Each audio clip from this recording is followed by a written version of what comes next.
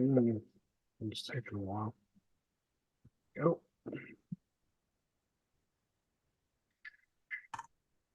Boop. Need that.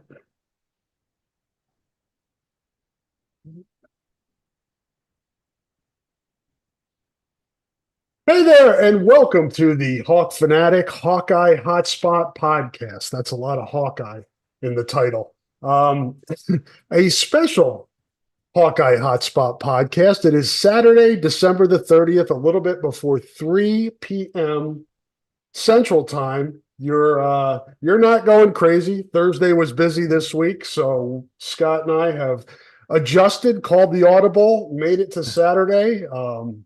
Have plenty to talk about today. Scott is in Orlando. I am still here in Iowa City. A balmy 40 degrees here today. So the walk from my car to Carver today was not too bad. How's the weather down there, Scott? For Orlando, it's chilly, I suppose. I mean, it's in the high 50s. Today's a nice day. We had a couple days ago, it was rainy and like low 50s. And at that point, you're like, rainy and low 50s and worse. It's like, this isn't good. This is probably my least favorite weather. So that was actually throughout the practice that we got to watch and then make interviews with. So, of course, but no, today's not too bad. Sunny, but it's been a chaotic week here, no doubt. And I've added to the chaos with some late nights and early mornings too. Too old for this stuff. What's a bowl trip without late nights and early mornings? You're better than me for being able to go through that, but you've crossed the 50-yard line this year with your birthday, so more power to you. Plenty of news this week, which we'll get to. We're going to start. Let's knock out the basketball first. I don't want to slight the basketball teams, but as we've said before, we have a lot of time to talk about basketball this year. We're just getting back into the Big Ten season, but couple of games this weekend. Last night, Iowa men, slow start, but ended up cruising and going over the century mark again against visiting Northern Illinois in the regular season finale. And then just completed the Iowa women back in Big Ten play, moved to 2-0 with a win against Minnesota. We have a new all-time assist leader in the Big Ten, and she resides here in Iowa City. So for those that say all she does is shoot, that would go against that argument, Scott. And I'll let you run with this because I think you've been to more games than me this year. This was my first women's game. The thing that strikes me about Caitlin is through her career, she's learned kind of tempo and not getting sped up. And that's what stood out to me today. And just kind of she plays at her pace now, which is faster than everybody else, but not too fast. She doesn't get ahead of herself. She's very much in control, a lot more in control than she was early in her career. She just has the game figured out at this level, and it's not much of a challenge for her anymore. No, it isn't. It's been great to see here because, as you said, I think that's great, very observant, Rob, that the pace, they play at a fast tempo anyway, and they want to get up and down the court. There isn't a team in the country that can slow them when they're in transition, that they are the best in the country at that. And she's the best passer, period. And, in basketball, I would concede any level of basketball. But she shoots some logo threes, but it's not necessarily the quick shot variety in transition. I mean, sometimes she dribbles and then she pulls up and she hits a three, but she's always got the green light and she knows what buttons to push at the right time. She's going to miss some shots from time to time, but she's got a different edge to her. I think her game is maturing as we speak every single night. It seems to be getting better in certain areas. And it runs counter to all the haters out there, who talk about her being a ball hog and everything. Well, she has given up more points to her teammates than any other player in Big Ten history. So she's quite the distributor. Yeah, her defense has gotten better. Some of her turnovers too, Scott, are when her passes are so sharp that her teammates sometimes aren't prepared for them. And so you kind of factor that in as well. She's a better rebounder than she was before. And what I saw today, again, my first time live, the improvement that Hannah Stolke's made just in getting herself to a position where Caitlin can find her. She gets really good position down low. She runs the floor really well. This is just a really well-rounded team, and it's going to be interesting to see because they're going to get everybody's best shot. Today against Minnesota, Minnesota never had a chance to give its best shot. Iowa was ready from the jump, jumped on them, got a double-digit lead, and Minnesota just never really felt like they were in the game. At the sports bar that I was just at, Rob, and part of it was working with a colleague on a breakdown between Iowa and Tennessee, and then we also had the Ole Miss Penn State game, and then soon after the Iowa game popped up on, and that kind of took over the sports bar because there were more Iowa fans in there than anything else, and it was like 16-4, and then I was like, okay, this game's already over. It's at home. It's against Minnesota. Minnesota really doesn't play Iowa well. It hasn't for a long, long time. And in Iowa in transition and it looked like, okay, this is peak Iowa form, at least in transition. And as you said, with Hannah Stolke, she runs the floor like a tight end, and like a tremendous tight end, like a Noah Fant type tight end. And when you have a passer like Patrick Mahomes and a tight end like that, you are lethal in that part of your game. And so I really like that. I think her post game is coming along because she's, the difference was between years past and now, without Monica Zanano, they don't have a replacement for her. But, McKenna Warnock was more of your stretch four, could play underneath, but also can hit the three. Hannah's not quite like that. She's more of a traditional power forward. So she's kind of molding in both roles while they play more of a, 3 to 4 guard set. And, but I think her game is coming along to where she may be one of the 10 best players in the Big Ten, by the end of this year. Yeah, no doubt. I want to give, before we move on to the men's real quick, shout out to Gabby Marshall and Kate Martin. I think Gabby had probably more of the assignment on Braun today. Braun came into the game having scored, I think, 25 in 3 straight games. She was averaging 20. I don't know what she finished with, but she had 6 points at halftime. And that's what this team, with the men, and we could transition to this in a second, Scott, there are a bunch of guys still trying to figure out their roles. The women had that a little bit this year, who's going to replace, as you said, Warnock, Zanano. Those are big pieces to replace, but they've figured it out already. They understand who needs to do what. Offelter is really good off the bench. They figured out who they are and what their roles are, and they carry them out to a T. Yeah. They seem to know what they're supposed to do. And Affolter might end up being, to me, kind of that glue MVP, because she's gone from being kind of the wing, do it all wing, to now being able to be in the post. And she plays post a lot, plays 4, gets in and rebounds. She's tough. She's aggressive. She does all the things they need her to do, the junkyard dog on the team, that sort of thing. And, another player that I didn't get a chance to watch much of it today. I was just kind of glancing up here and there, but I think Kylie Feuerbach is going to be a really important player for her because, Gabby Marshall's the best on-ball defender that they have, but she might be second in that. And, and Caitlin, of course, is probably more talented than either one of them, but, your stars have to preserve themselves a little bit for offense. But Kylie plays hard on both ends of the floor. She can do a lot. She's a really good passer. She's a good shooter. She's also a really aggressive, good defender, and she can drive. And we just haven't seen a lot of that in her game over the years, simply because, she got hurt last year, and, the year before she was just kind of in that rotation. And I think she's going to be somebody that probably will need to get more minutes, especially when they get in the Big Ten, because you're going to need those kind of effective players to play 15 to 20 minutes a game that I think she's capable of doing. Yeah, no doubt. Molly Davis played well too. You go down the list, there's just so many contributors on this team that teams that want to try to take Caitlin away with doubles and triples and stuff like that, you're going to get burned with the other players on this squad. For the men, Scott, I'm starting, and we'll see with Big Ten. Obviously, the trip to Madison this next week is going to be a bear.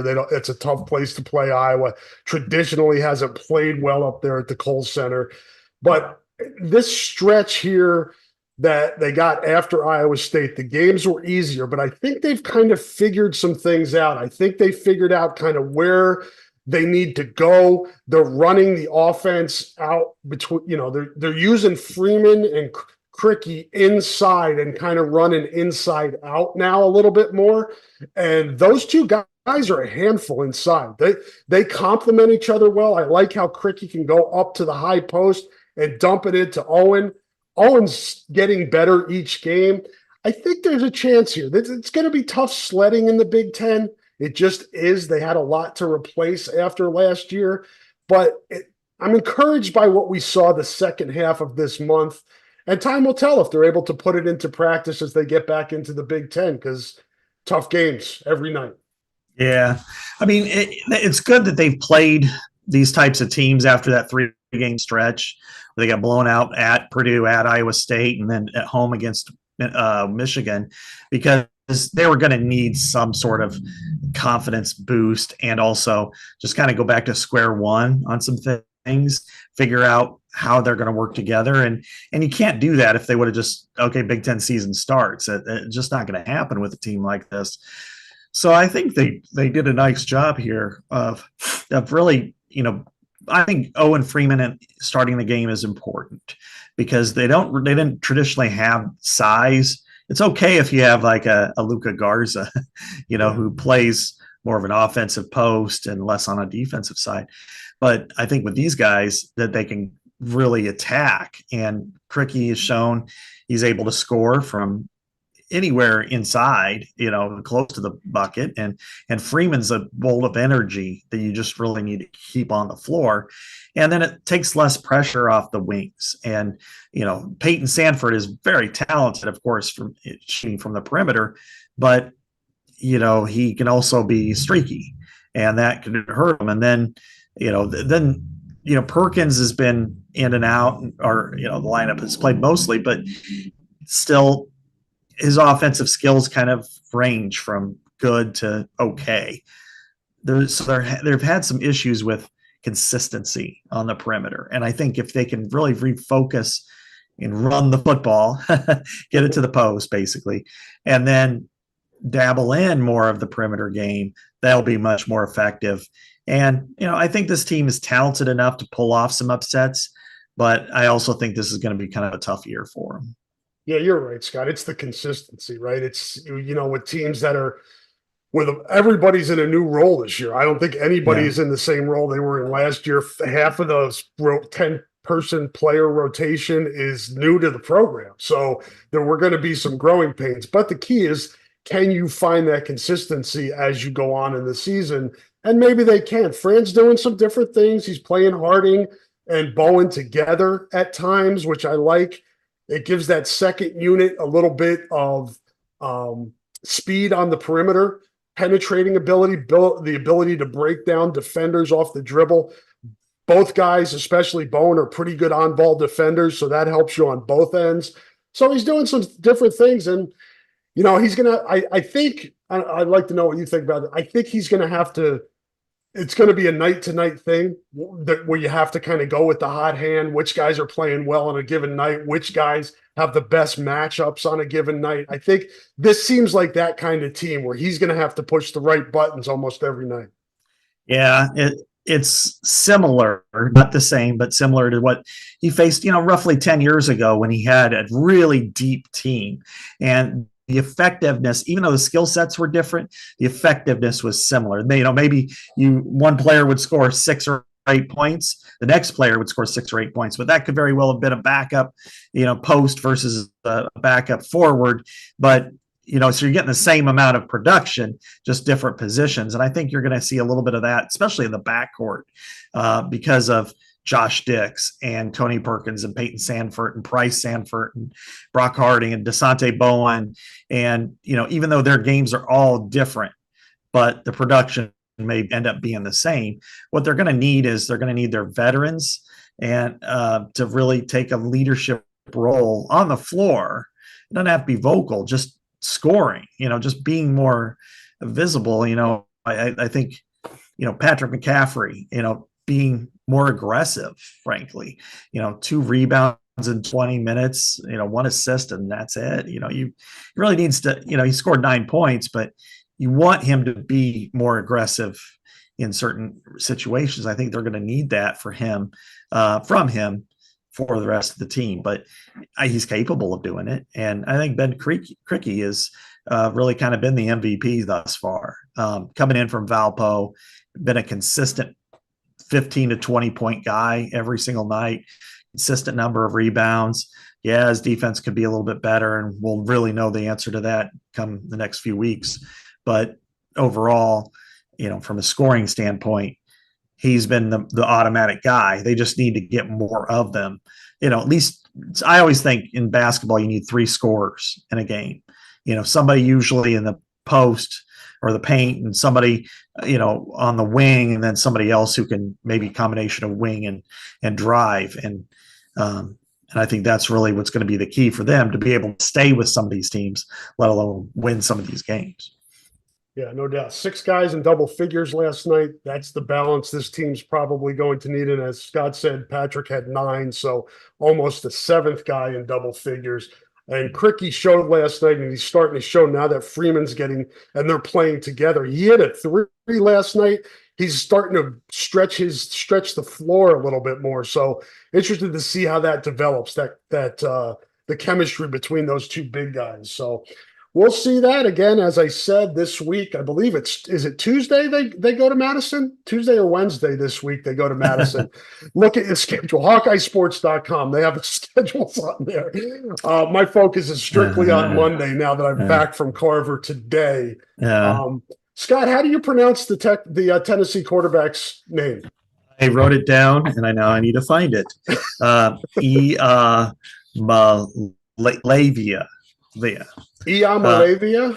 Yeah, that sounds right. Let me. I have it written down somewhere because I've had to struggle with that. But let's give a little lesson to him. Just everybody heard about, like, I think he was like the $8 million man. I don't know if it's that much money officially, but $8 million to with a collective to go to Tennessee. He was a 5-star.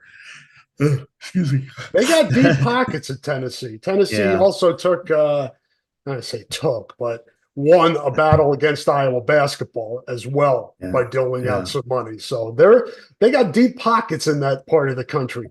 They do, and for their sports especially. And so, but this has energized their fan base, as you can imagine it would Iowa's if they said, "Oh, Marco's going to start." People think, "Oh, really? Okay, that sounds cool." Except for them, it's a 5-star.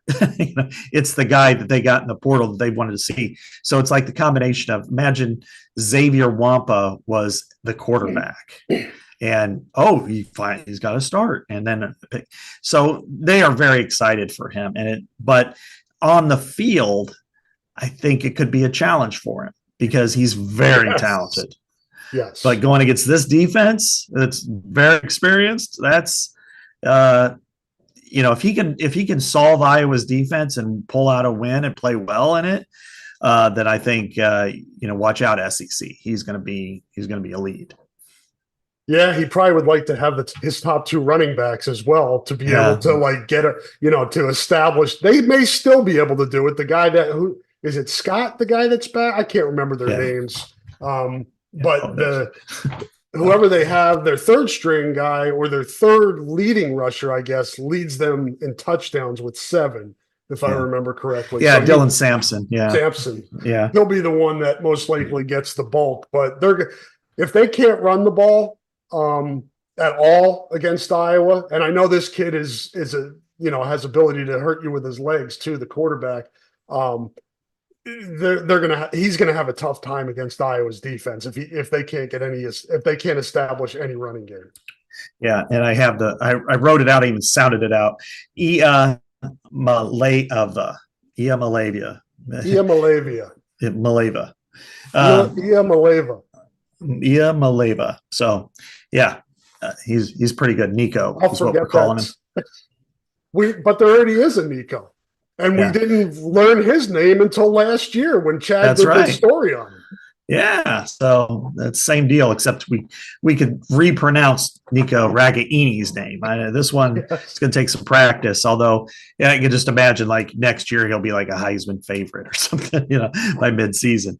The trouble for them is going to be how do they like to play at a high pace, and can they be patient enough against Iowa's defense to take what Iowa's defense gives you? Which is, there's usually one slot of the field that's open, because they continue to rush four. They'll play their zones. Sometimes there's that one area that's open, but it's usually somebody in the flat. Will they be able to get it and then take the 5 yards? Then 2nd and 5. Will they be able to run it for a first down or make it 3rd and 1 and manageable and be able to mount that kind of a drive against Iowa? I don't know, because this is the problem with up-tempo offenses is they get impatient very quickly, that they start to want to go deep. They want to go hard. They want to go fast. And Iowa will make you play at their pace. And if you got a young quarterback who's getting confused or sees something that isn't there, or just figures, you know what, I'm going to throw it there. I don't care. I'm going to throw this ball. That's where Iowa is devastating. I mean, probably the one game that crystallizes it most for me was the Maryland game a couple of years ago out there. I mean, Talia Tagovailoa was, had like 10 touchdowns and no interceptions, and they're 4-0. And then Iowa picked him off 5 times, and just it's got that kind of capability, But if he's a 5-star that plays like a 5-star, sure, he can give Iowa problems, no question. I don't know if you caught it today, but Jim Harbaugh said Jesus was a 5-star. Yeah, you know what? Stars are overrated, though. That's what we hear, right? Stars don't matter. Well, our guy at our place, Ari Wasserman, has his saying "stars matter," and so they get all the way. But Jesus would have. Would Kirk have recruited Jesus? No, 5-star. He would have went to Alabama or Georgia or something like that. He can go everywhere, though. Yes, he goes everywhere. Like water out of wine. I think you could throw a touchdown pass. He walks on water, man. All right. So yeah, and to your point, Tennessee, if Tennessee can get a score or two quickly, then that works in their favor. And we saw what Michigan did in the Big Ten championship game. As you said, that flat area or just beyond that flat area on the right side of the field. McCarthy knew where it was, and he kept picking them apart on that side. If this kid does that and can move them down the field and get scores early, then we obviously know that Iowa's offense is at a disadvantage. Even though Tennessee's lost some key defensive guys too, man. They're down some key defensive players. So be interesting to see what they come up with from an offensive standpoint, Scott. And we'll get into the Brian Ferentz thing in a second here. But we know what Iowa's game plan is going to be. We've seen it all season. You just wonder if there's anything to loosen up Tennessee at all that Iowa does from an offensive standpoint. If this team could run zone read, it's the perfect team to run it against, because what you fear most about Tennessee, their secondary is very green. They've lost, 6 players to the portal, 3 starters in the secondary. So normally you would say, hey, you can take advantage of that in the pass game. But I think as much as anything you can in the run game too, because a lot of them are safeties trying to come downhill. And if they don't read their keys correctly, or if they're a little bit hesitant, you can really blow them up. But what would really work is, especially because they haven't shown it on film, is some sort of zone read element, because they do have probably the best pass rusher they've seen this year in James Pierce Jr. Just a tremendous player for Tennessee. And number 27, he's an NFL guy, kind of a Javon Curse type, maybe Will McDonald type, just really a smooth, fast, quick off the edge that, first team all SEC defensive end as a sophomore. So Iowa is going to have to prepare for that. And they cannot be arrogant in protection and think, well, our guy needs to block that guy. You got to be careful about that, because I've seen that backfire on them. So, but we know Iowa likes to run the football and establish itself in physical fashion. I think it's capable of doing that, but it's going to have to provide some sort of other elements, which to me, Deacon Kill is not a zone read guy, but play action might work, especially against a secondary that is pretty inexperienced right now with all the opt-outs and the actually hit transfer portal. I would like for this to be Caleb Brown's statement game going into next year. I think he's the guy you got to get the ball to. He's got SEC type natural ability. Get him the ball in space. When Iowa's done that this year, it's been good. He tore Illinois up with it. Yeah, I think we haven't seen enough of it, but I'd like to see one of the younger receivers at least get some action out on the field, because this game doesn't count anyway, and none of them are on the doorstep losing their eligibility as a redshirt. But, whether it's Dayton Howard or Jarrett Bowie or somebody like that, to be able to get some snaps, because they have length, and Iowa doesn't really have length at that position, and they have some athletic ability that maybe they can just run routes and maybe get one ball thrown their way, but they're going to need something for next year. No Nico Ragaini. I'm sorry. Well, not next year. You won't have him, but no Deontay Vines. He's in the portal, and you have Caleb Brown, who's a good, I think, slot receiver body. I think he can play. I think he's a Z probably more naturally. Once he kind of really shifts from running back to receiver. But and Seth Anderson is a good player too. But I really think they need to get a big body out there and being able to go toe to toe with these guys, and they're young guys. So, but not having Deontay Vines, I'd like to see play action, throw, slant, big body, first down. I think they're capable of that if Deacon can at least get the ball on target. Have you heard anything from maybe some of the veterans on some of the young receivers? Anybody? Because as we've talked about on the podcast, this month is big for, development in terms of the younger guys looking towards the future. Any insight into anybody who may have popped this month? Not as much on the receiver front. Now, I did talk to Nico Ragaini about Marco, and he was very complimentary of Marco and said that, the one thing that separates him is he can legit run. He runs like a running back, and he's, that's something I'll be excited to see when he's in this offense, meaning in the future. But of course, we'd all rather have it be Monday, but, but, he was running, with the twos, and he moved in that direction. Brian poo-pooed any opportunity for him to be a player. No, Deacon's our starter, and that's it. And, but I think he's got the potential, to me, if he can throw with authority, to be the number 2 coming out of spring. I think, behind Cade, who's down here, and he was in bumper cars. And so I was kind of like, don't bump your knee. Yeah. Don't bump your knee. So, yeah. So, I haven't heard much out of there. I mean, some of the other players that had, we heard flashed about, the offensive linemen talk up Cade Piper quite a bit. From Nebraska. Yeah, as a guard. Nebraska. Yeah, he might be a find, because I know he was going to go to North Dakota State, play defense. Iowa flips him over to play offense. He's bulked up. He's now a guy that they feel like is going to be a depth chart guy at minimum next year. He was one. I'm going to say Khalil Tate was one that they felt like on defense has really taken a step forward. John Nestor is another one, who's now in the depth chart. Is another one that has. Trying to think. This is kind of goes to the Iowa philosophy. Nolan DeLong at linebacker.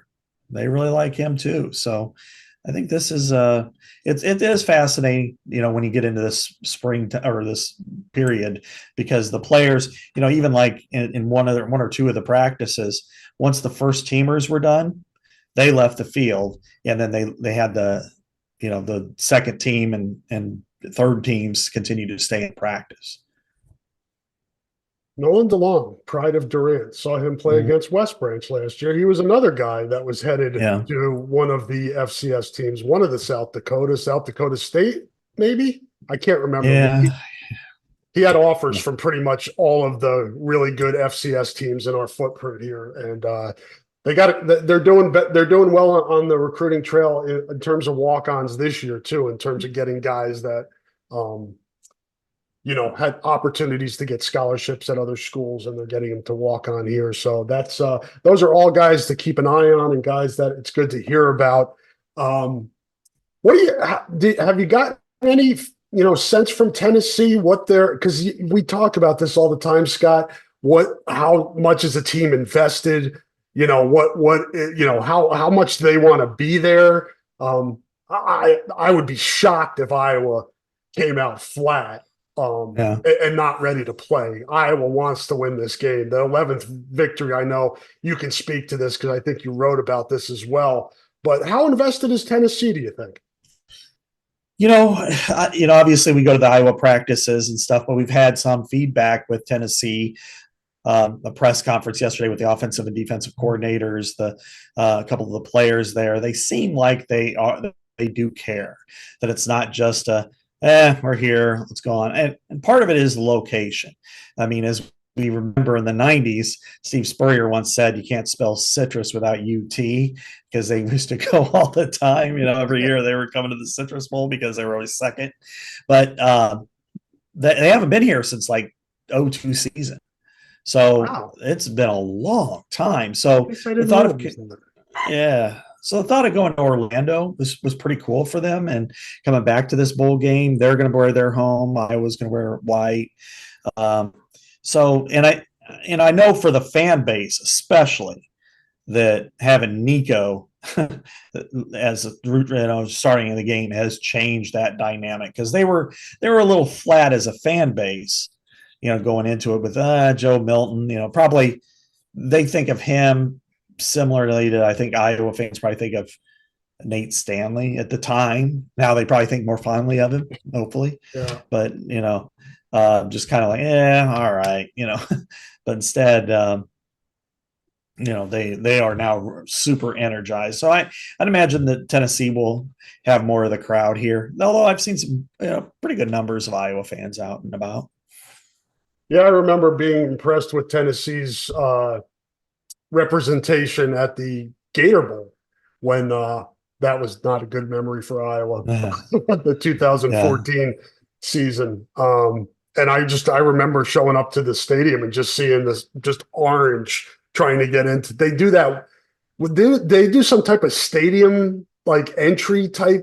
They have got some tradition where they stand out there and welcome the team in, but whatever. Shift to the Brian Ferentz story.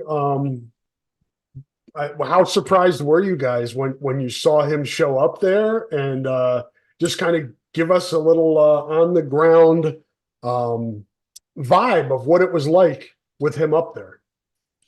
It was probably like Madison Square Garden in 1970 when Willis Reed walked out, and you're like, whoa. We had no idea. And in fact, nobody had any idea until late the day before. And that's when it got kind of discussed that Brian wants to go ahead and talk. And everybody's like, really? He does? Well, good. They're happy about that. But like, Matt Weitzel, bless his soul, he was just like, I wasn't going to say anything until I knew for sure he was here, because I just wanted to make sure. And that makes sense. But when he walked in, it was kind of like, oh my God, Brian's here. He's going to talk. Okay. And I'm immediately pivoting from every single question I was going to try to ask Abdul Hodge, okay, I got to think on my feet here a little bit and try to get something decent or a couple of decent questions here for BF. And was it as good as it could be? No, because if we would have known, we would have had better ones. But I think overall, it was an interesting 20 minutes. I mean, it was big, it was longer than the rest, and he answered most of the questions, I think, fairly well, and I think he got asked some pretty strong questions, but he didn't really say anything that was outlandish. The only thing he kind of said that stood out to me was, he kind of resented that he became the story and not the players. He felt like the players, have done all this, they won 10 games, and he kind of sucked up the oxygen. But there are ways they could have shipped that around. Yeah, and I mean, his offense wasn't good the last 2 years, so that was already the narrative. It was the narrative going into basically the 22 season, and then you had the drive for 325, and I mean, people talked about it because it was put out there like that too. Yeah. So I get it, and I understand what he's saying, and you always want the focus to be on the student athletes, the majority of the focus to be on them, but it was just the nature of this story. That he was a focal point, and Monday will mark the end of that. Yeah, exactly. And he stayed away from kind of, he didn't do any blaming or anything. He was asked, about what he thought of, what was the process like going through it and everything. And he's like, you can ask Beth that. And that's fair. And, just trying to keep the focus off himself, but in turn, it was kind of funny. I think he wanted to answer football questions, but this is the first time you've talked since all this has happened. It's kind of it surprised us, but we're not going to just come out and say, oh yeah, what do you guys want to do against Tennessee's defense? I mean, there was a lot to answer to, and he did a nice job of it. I think there was a couple areas that I think he could have done more, but there again, I'm glad he said something, so that's not just going to be kind of lingering out there in the ether, and we're never going to get a chance to have it happen. Maybe someday down the road, Scott, he'll share his real feelings of how this stuff went down, publicly, or continue to take the high road. I'm not sure which. We'll find out. But but in the Ferentz fashion, I'll call it, of focusing on the task at hand and not looking as much to the future as other programs may do in this situation, they're doubling down on Deacon. And again, as we've said all along, I have a huge amount of admiration for what Deacon Hill has done this year. He wasn't supposed to be in this position. He was coming in here to get developed and work behind Cade McNamara. He was thrown into the fire, and he's handled himself super well. And as we mentioned, if you saw the tears in the kid's eyes after the Big Ten championship game, you know how much it means to him and how much he's trying to do the best that he can. Having said that, to just come out and say there's no way, and if I'm misstating this, Scott, it sounded to me from however many miles away I am and reading what you guys are doing down there, that it didn't sound like there was any there's no thought of even putting Marco in if things aren't going well. Yeah, that's where they're at. That it's simply, it's Deacon's team. They're gonna ride with Deacon, and again, that's been something that they've done for years, for the whole tenure practically. Outside of maybe one or two instances, and it's just, I don't know. Poor James Vandenberg in 2012. Right? Yeah, he played every snap. Every snap of that season for 4-18. And you had Jake Rudock, who is a redshirt freshman, and you could have thrown him out there, got him some snaps when they were getting beat by Michigan 48-17, things like that. And here we are again with, why wouldn't you allow, your true freshman, I'm sorry, to get some sort of snaps, a package here.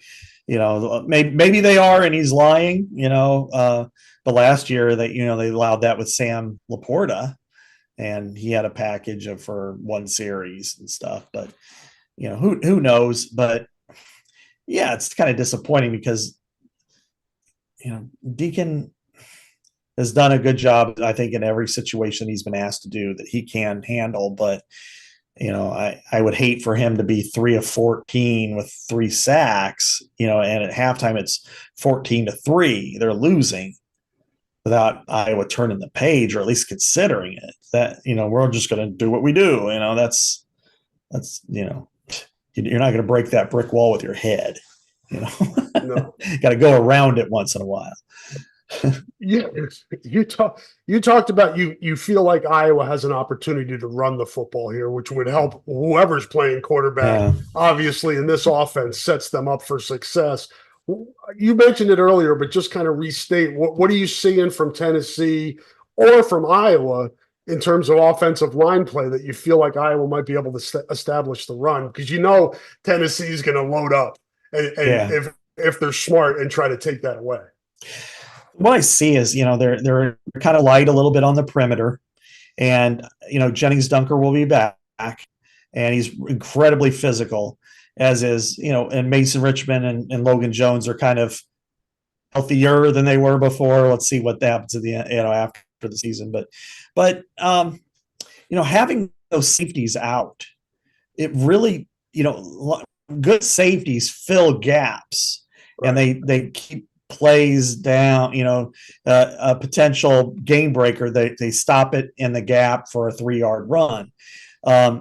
You might have a little bit more hesitation in that area. You might have them out of place. And as we know, Iowa's pretty good about knowing where to be in the block, when they're blocking in the run game. And you have some physical running backs, LaShawn Williams especially, but Jazz Patterson has a nice burst, and and Caleb Johnson, when he gets going, is really hard to stop. So I do think that they are generally a pretty good run defense, but when they give up, they can give up some yards in that regard. And let me kind of get to that number here. Hit them with the counters, Scott. Yeah, hit them with some counters. Right, and then the other flip side of this is when they're held under 100 yards, they're 0 for 4. They've lost all 4 of their games. They've been held under 100 yards rushing, and without Jalen Watson there, that's something that Iowa could do on the other side of the ball, force them to pass and get them in advantageous situations for Iowa to force them to make mistakes and beat you. And Iowa is by far the best team in the country in not giving up big plays. I mean, they've given up 18 passes of 20 plus yards, which is 11 fewer than number 2 in the country. So they're going to let you catch it, and they're going to tackle you hard. But so I think the run game is going to set the tempo for this. Can Iowa establish it? And it has a possibility of doing that, at least to an extent. Defensively, it should be able to kind of counter that as well. And then if you can get them in repeated passing situations and be able to pass on Iowa's side when you want to, not when you have to, then I think that they're got the opportunity to move the football. Some news you guys got this week, Scott. Actually, Iowa is breaking its own news these days with Jay Higgins deciding to come back for another season, as well as Luke Lachey. It's kind of the feeling down there about those decisions. And I know you guys got a chance to talk to Luke last night. What were some of his reasons for coming back? Well, Luke is great. And, we've dealt with him for a little while, and he's always been just very generous with his time and his discussion. He's very mature. And I talked to him at length after the interview, just kind of off to the side about just all kinds of things. But in his case, he saw it as a chance to get better. And he wouldn't necessarily elaborate on this, but so I'll kind of add my own opinions. And that is, he'd probably be somewhere in the neighborhood of a 3rd or 4th round pick this year. And it's more of a projection pick. Like, okay, he's He's had good work. We think he'll be a good player, but he didn't do much. He said flat out he wants to leave a legacy. He wants to do all the things, be the All-American, be the Mackey Award winner, lead the team, to a championship game and be on the field for it and all of that stuff. And it speaks to his character that he's remained a captain throughout the whole season. He's voted every week despite not being able to play. He was working out the other day and he was somewhat close to be able to come back, but it made no sense. Of course, I thought it was malpractice if they would have thrown him out there in this game, unless it's a playoff game. Then I think sometimes you kind of do things like that. But he said he loves his teammates. But another thing that stuck with him is he has some pretty good mentors, starting with his dad, Jim Lachey, who's an analyst for Ohio State football, but he was an All-American with Ohio State. He was a 3-time All-Pro with the Washington Redskins and San Diego Chargers back then. And one of the things his dad told him was that if he could go back and play one more game in his life, he would have done it as an Ohio State Buckeye, not as an NFL player. And that kind of resonated with him as he wanted to go back with his guys and play. And he also talked to Sam Laporta for a long time, who's kind of like been a big brother to him. And Sam had a decision to make after his junior season as well. Right. And I think it helped Sam. It certainly did. I think Sam was probably a 5th rounder and he got to be a very high 2nd rounder. And then of course, Sam coming back and playing in that bowl game and kicking ass the way he did was really impressive. So, he got a lot of feedback and I think, just looking at it from what could happen for him. And I think he's capable of winning the Mackey Award. I think he's capable of being a first-team All-American tight end. I think he's capable of being a first-round NFL tight end. He's got, he had 10 catches in 2 games. And he looked the part. I'm like, okay, this guy's taking that next step. If he can do that next year, he's already, based on the way he was playing those first couple of games, he already looked more polished than most of his predecessors were in their final season at Iowa. Maybe Laporta was a little bit more polished than Hawkinson, Fant, and Kittle and stuff, but I think he's got a chance to really take that next step and go, wow, he's 6'6", he's athletic, he's big and physical, and he can catch and really stretch the field. So I think he could put himself in a position where he's a top 20 pick and get all the awards and rather than, be a 3rd round guy. But you look at the money difference, it's, it's a $20 million decision effectively. And NIL helps, Certainly does. And I know Brad Heinrich from the Swarm, he's involved in, talking to these guys, and I don't sense that anybody's being pressured here. They're allowed to make the decisions that's best for them. We got Jay's decision as well. Has he talked about what did he say in terms of what he weighed and how he landed on coming back? Yeah, he thought that he had a lot more to do, that he had a lot more to improve on. And at first blush, you kind of question that because he looked really good to me. 155 tackles. But I think there are some areas that he can probably improve on. And you talked a little bit about it, but mostly,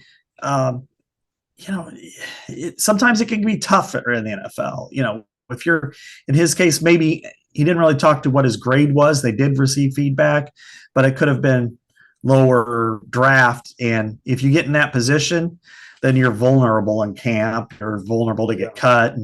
And whereas at Iowa now with NIL, and he's getting paid, that you can go back and, he can be a unanimous first-team All-American and do all the things from that position. And I think, and this is where I think with these guys and his career also, because he's so loquacious and he's so incredible to deal with, that if he takes that next step, not only as a player, but continues to be in front of the camera and everything, when football's over with, he can have an incredible life career in the state of Iowa, because, we've seen it before with basketball players, being pharmaceutical reps or dental reps.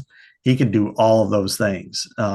he's smart, and he'll coach football probably. But so but he felt like he needed to make improvements to his game, and being around Phil and being around Seth would help him grow as a defender a little bit more. Yeah, Luke and Jay, both captains this season, coming back next year. Cade was a captain. He's coming back. A lot of leadership coming back next year, which will be really important as we go into the new Big Ten and expansion and all that stuff. Any feel for these other guys, Scott? I know Sebastian and Quinn talked about it this week. Sure, the other guys have. You get Nick Jackson found surprised by getting that extra year, getting that waiver. Any feel for this other group? Yeah, out of those 4 that you mentioned, and then you got to throw Cooper DeJean in it too. I would lean towards Jamari Harris and Sebastian Castro probably coming back. And this is just my feel based on, they didn't tell me. But I'd lean on those 2. Quinn is a little bit more of a question mark, but I'm more on the 50-50 line with him and Nick Jackson. I think with Nick, it's like, okay, I've got an opportunity here. Now what do I do? And I think he's still a little bit more in decision-making process. And for him, versus Jay, I think Jay might've been a draft pick. I'm not so sure Nick would have been. And, maybe he would, but now he's got an opportunity probably to make money through NIL. And then also, and that could be more of a money guarantee. If you're an unsigned free agent, they'll say, okay, here's a $10,000 signing bonus. You go to camp, you get cut, you get basically a jersey and $10,000, and then you subtract your bonus for taxes. It's more like $5,000 in a jersey with your name on it. But so I wouldn't be surprised if all 4 or 3 out of those 4 come back. Cooper, I don't think he's coming back, but I could be wrong. He seemed to be having fun down there. He was playing golf and, at Top Golf last night. Feels like he's in the Hawkinson position. Yeah. Where he'd love to come back, but do you turn your back on being a first round NFL pick? You just can't. I know you love college and all. I mean, Sheriff was probably the one that came back that you're like, wow, really? Because he probably still would have been a first rounder, but he might have been like a late first rounder. And then came back and went number 5 overall. And Cooper did the same thing. Yeah, that's true. Both of those guys. But with Cooper, can he go from being 18 overall to 4? I don't think so. Just like, Hawkinson, I thought top 10 was possible, and actually had him in the right spot, but that you just can't turn that down.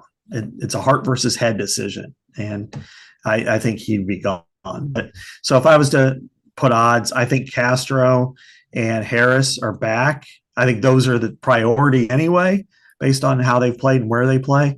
I would say Jackson and Schulte are kind of in that. I don't have a great feel for it. And I'd say Cooper's probably not coming back.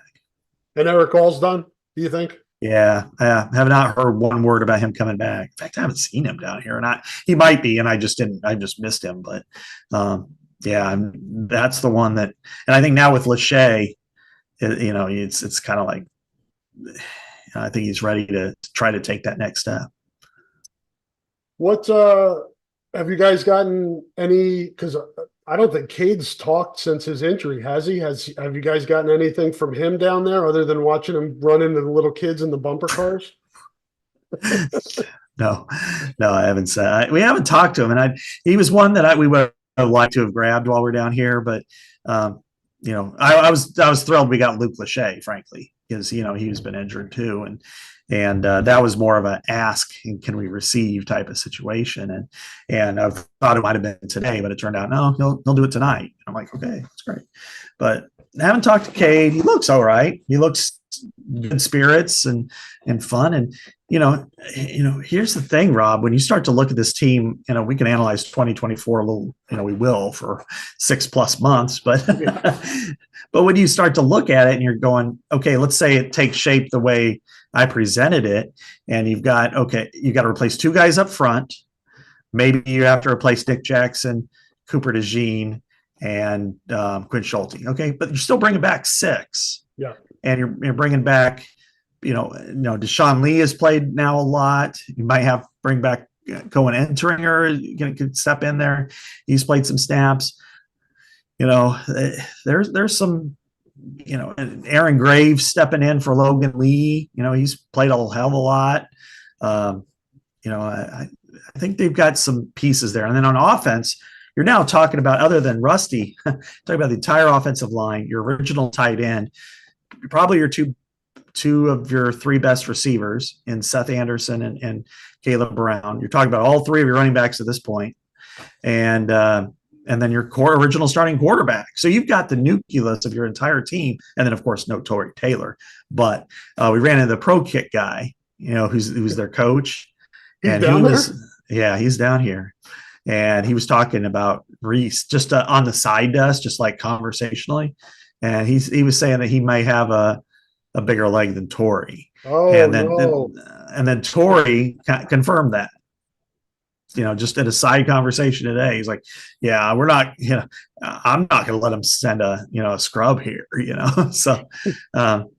Yeah, it was kind of funny. Well, it's funny because I wondered if it was Reese Deacon at first, because he had the same haircut.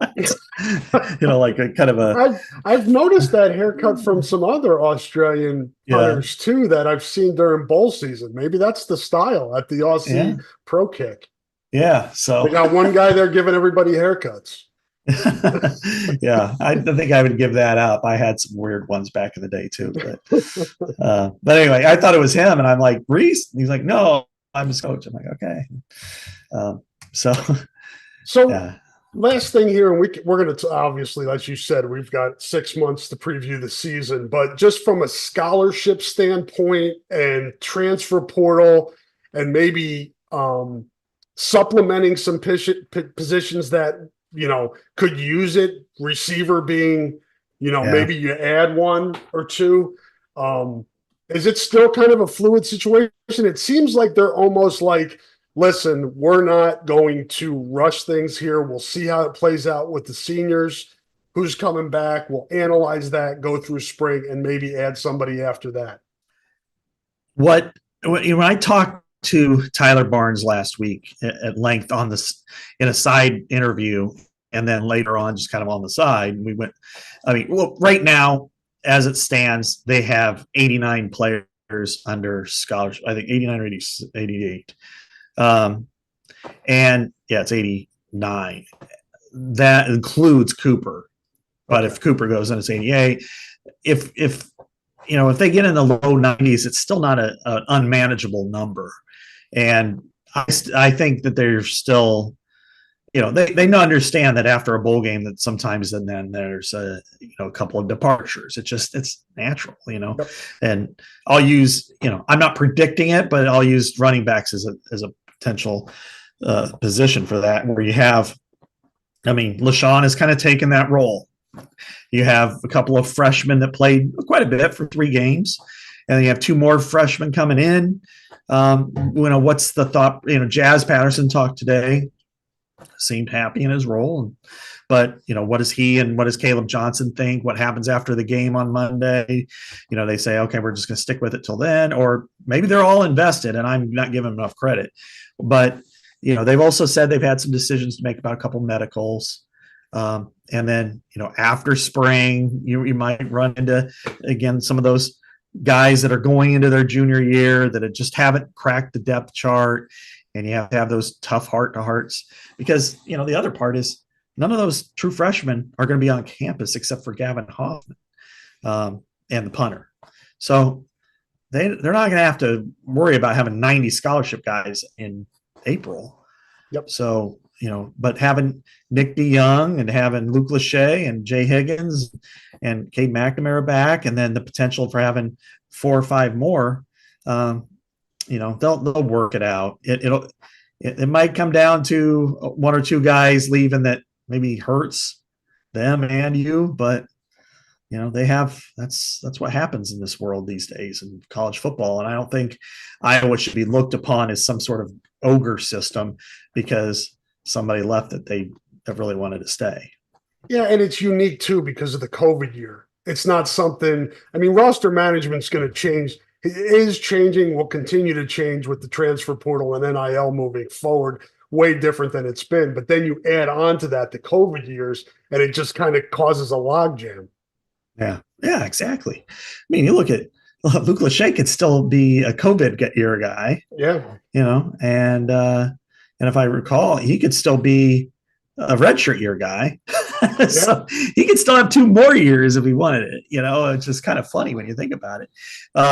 But this is the last big year for that, I think. But there's still a few stragglers that'll have a chance if they want another year because of COVID. But by and large, that's what makes it difficult. But Tyler, I think they're taking it step by step, which is we're recruiting our own guys first. And then once that part's over with, I mean, let's say Nick Jackson and Schulte decide to leave, but you got 3 more, and Cooper leaves too. So then that would put you at like 91 scholarships or something. Then okay, then you got 6 players that need to do something with. That's probably going to happen anyway.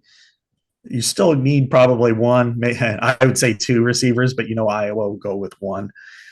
Maybe they'll convince a lower level receiver who hasn't got any feedback to come and be a walk-on. They've done that before. Charlie Jones.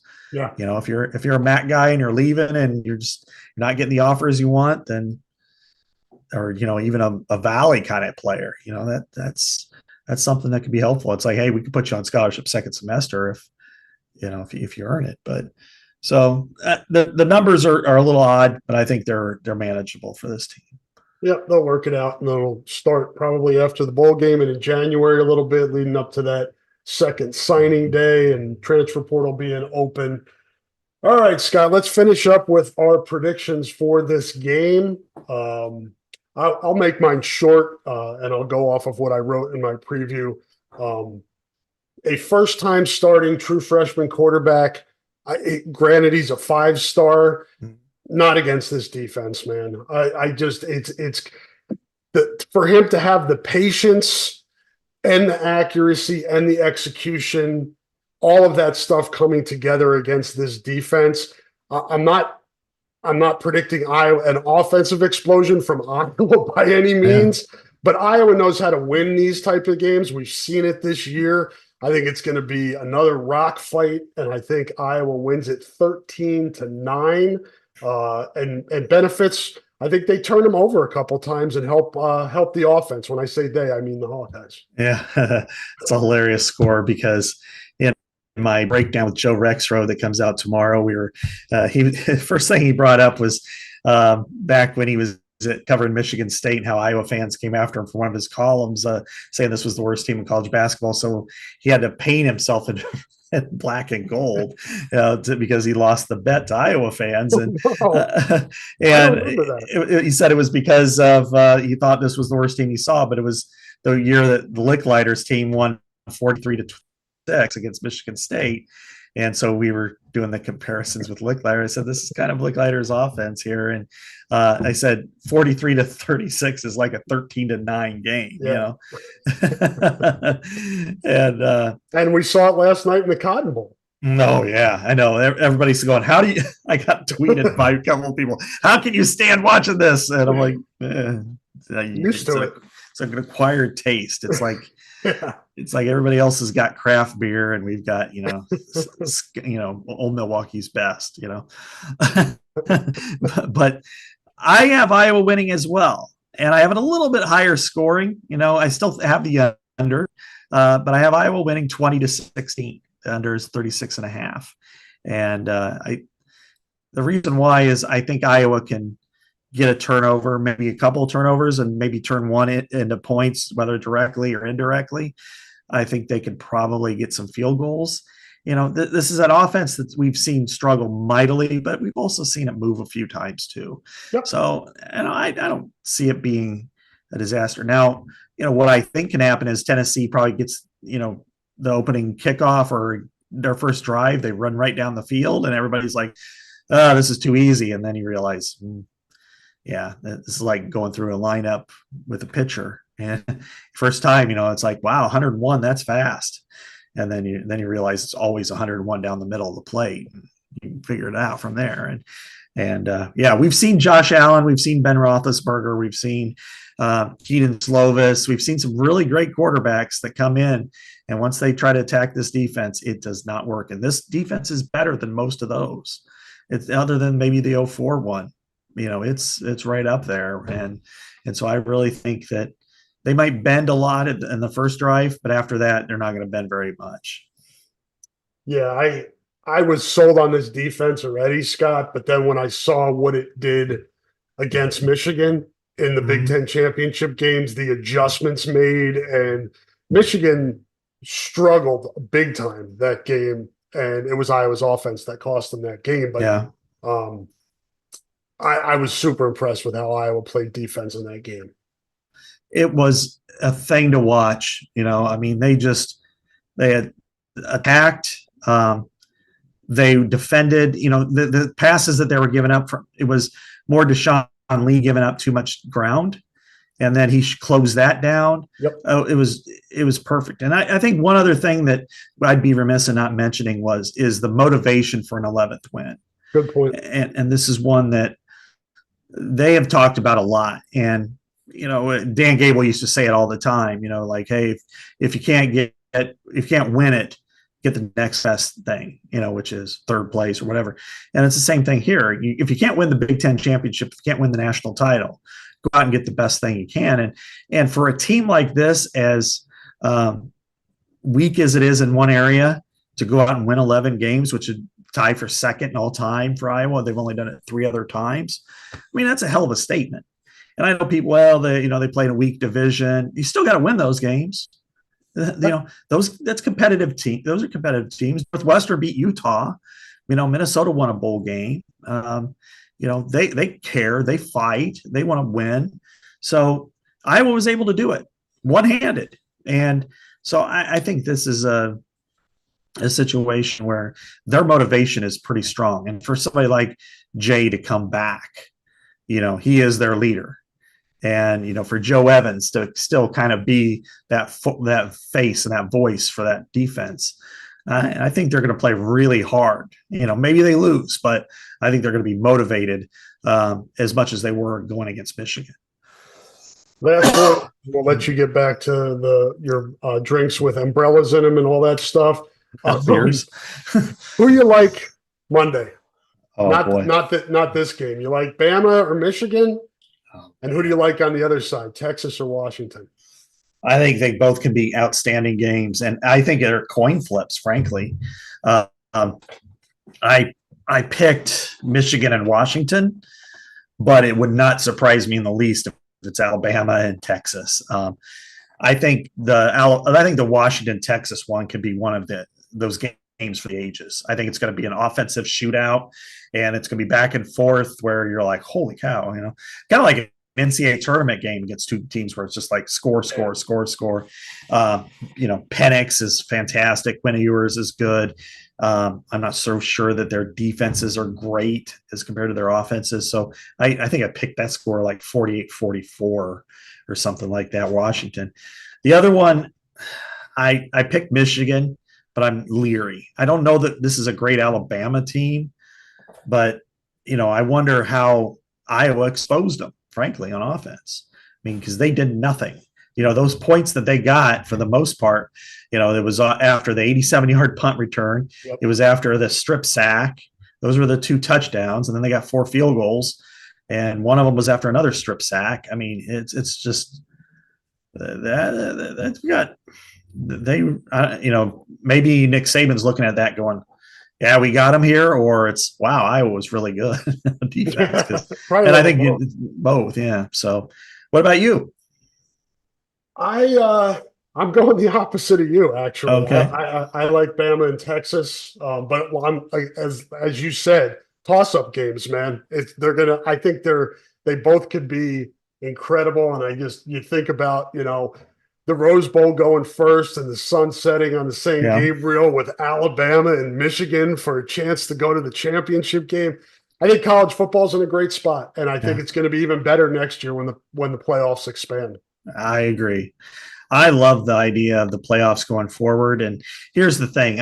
One of the things I think will change is that next year is the first year where your first round's on campus.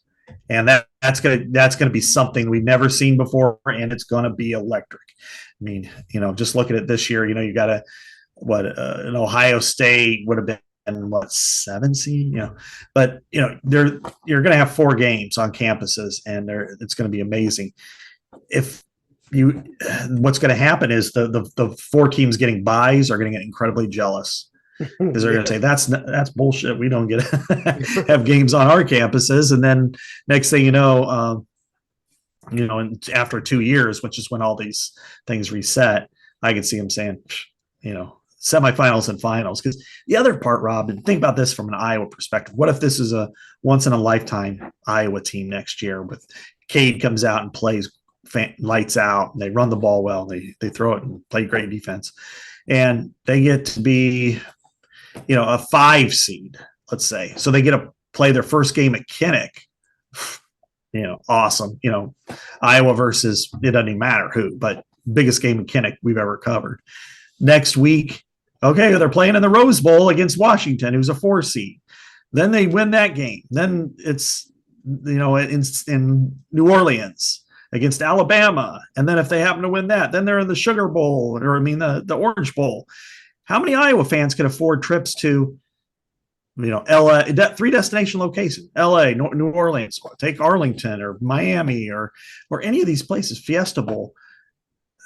You're asking a lot out of these people to spend that kind of money. Your supporters, your fans, they want to be there for all these big, wonderful games. So I think that, maybe it happens after 2 years. Maybe you have to wait for another select number of years, but I would not at all be surprised if the quarterfinals end up on campus too at some point in the future. Looking really forward to Monday's game, not only Iowa, but the other games on the docket, and certainly feel really good about this sport moving forward into next year and beyond. We'll find out, I guess, as Kirk said, in a couple of weeks who the new offensive coordinator will be. So even after the game's over Monday, we've got plenty to talk about, and we'll be back next week to do that. We miss anything, Scott? I think we got to everything, right? Yeah, no news on the OC front. He said, hopefully by the 3rd week of January. I don't know if that means that he's got an NFL candidate in mind and he's waiting for, Black Monday there for everybody to get fired and make a call or two. But, he's like thinking, he seems to have it set out. And I know people are frustrated because they want to know, but, if he gets the best candidate, then there's no need to complain about it. That's the object. That's the objective here. So all in good time, my friends. Well, thanks everybody for listening. I probably should read our ad, shouldn't I? Let me do that before we get out of here. It's Saturday and I'm like at the weekend and I'm thinking about drinking a beer and I'm not locked in. Support for this podcast comes from Systems Unlimited, celebrating 50 years of providing services to people living with disabilities and mental health needs throughout East Central Iowa. A list of their services and upcoming events can be found at sui.org. That is sui.org. Systems Unlimited doing great work in the community for over half a century, and we certainly appreciate their support of this podcast. I will get the other ads in somewhere in the middle of this audio, try to wedge it in there. Yeah. So that'll be a lesson to me. All right, everybody. Thank you for listening. Thank you to our sponsors, and Scott and I will be back to talk to you next week. Say goodbye, Scott. Goodbye, Scott.